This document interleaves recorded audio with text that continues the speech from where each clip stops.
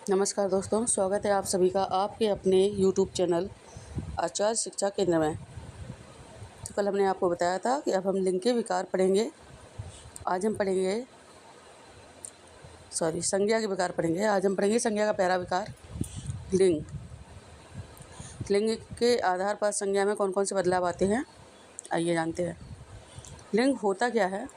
तो संज्ञा के जिस रूप से किसी व्यक्ति, वस्तु या जीव के पुरुष या स्त्री होने का बोध हो उसे लिंग कहते हैं। हम दूसरे शब्दों में ये भी कह सकते हैं कि स्त्री और पुरुष के बीच का जो अंतर होता है उसे लिंग के द्वारा ही स्पष्ट किया जाता है। और भी एक ये दिया है सरल शब्दों में, जिससे पता चले कि कोई शब्द पुल्लिंग है या स्त्रीलिंग, उसे लिंग कहते हैं। तो हमने अभी पढ़ा पुल्लिंग और स्त्रीलिंग, पुरुष और स्त्री। पुरुष और स्त्री शब्द से ही बने हैं पुल्लिंग और स्त्रीलिंग शब्द, अर्थात ये दो हैं। तो लिंग के दो भेद हैं, पुल्लिंग और स्त्रीलिंग। पुल्लिंग ऐसे शब्द जो पुरुष जाति का बोध करवाते हैं, जैसे लड़का, पिता, राजा, शेर। स्त्रीलिंग वे शब्द होते हैं जो स्त्री जाति का बोध करवाते हैं, जैसे लड़की, माता, रानी, शेरनी। आइए जानते हैं पहचान करने का सरल तरीका। शब्द के अंत को देखकर, शब्द के अंत में बड़ी की मात्रा है अथवा बड़ा आ की मात्रा है अथवा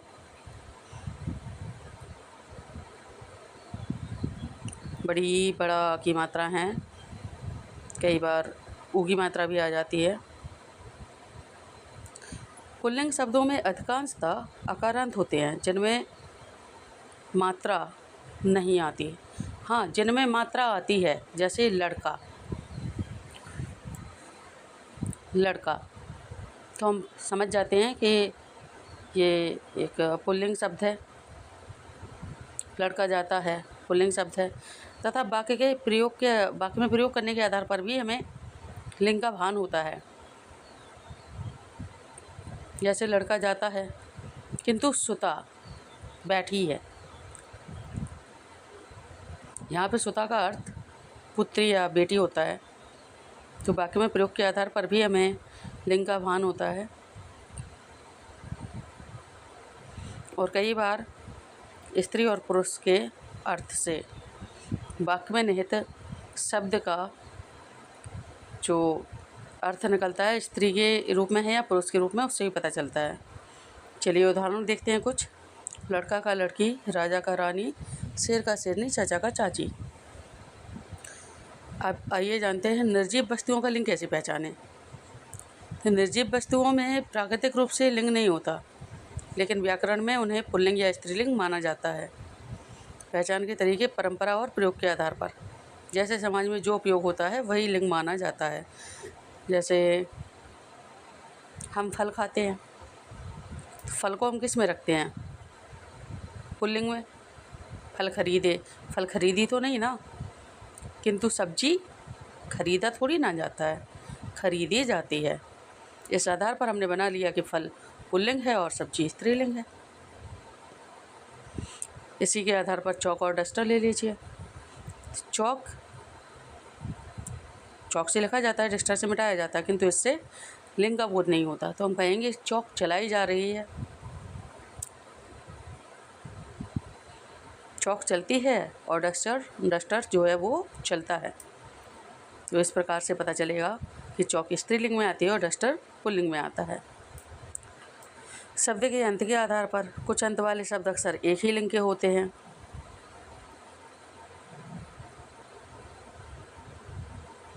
अगर अंत समान हो तो ज़्यादातर उनका लिंग भी समान होता है। अंत मतलब जो अंतिम वर्ण होता है वो ज़्यादातर, उनके आधार पर लिंग की पहचान की जा सकती है।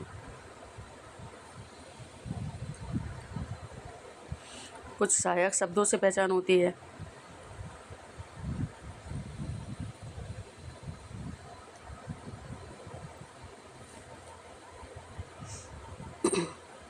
जैसे पुत्र, सुत, तो अंत में कोई मात्रा नहीं आ रही है, केवल छोटा आ का समन्वय रहता है।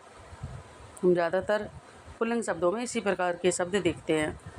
ऐसा नहीं है कि हमेशा ये ऐसे ही होते हैं, कभी कभी आ का डंडा भी आ जाता है, आ की मात्रा आ जाती है, ऐसे लड़का में, बच्चा में। ज़्यादातर बिना मात्रा वाले शब्द पुल्लिंग में आते हैं,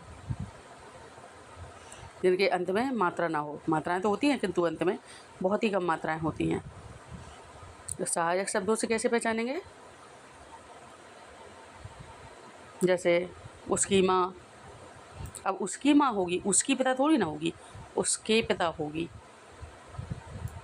इसका भाई, इसका भाई होगा, इसकी बहन होगी, लेकिन इसका बहन नहीं होगा और इसकी भाई नहीं होगी।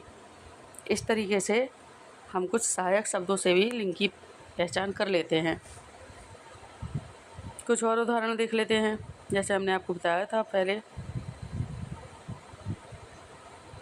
पुल्लिंग शब्द कि कुछ में आकार डंडा आ जाता है, कुछ में आकार डंडा नहीं आता। देखिए, कमरा, दरवाज़ा दोनों में आकार डंडा आया है, किंतु पंखे में भी आकार डंडा आया है, पंखा, किंतु बिस्तर में नहीं आया।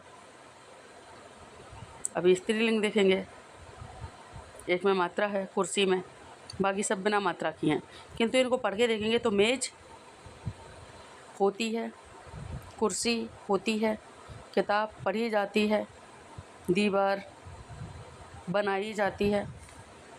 इस प्रकार से कुछ वाक्य में प्रयोग करके भी हम लिंग का पता लगा सकते हैं।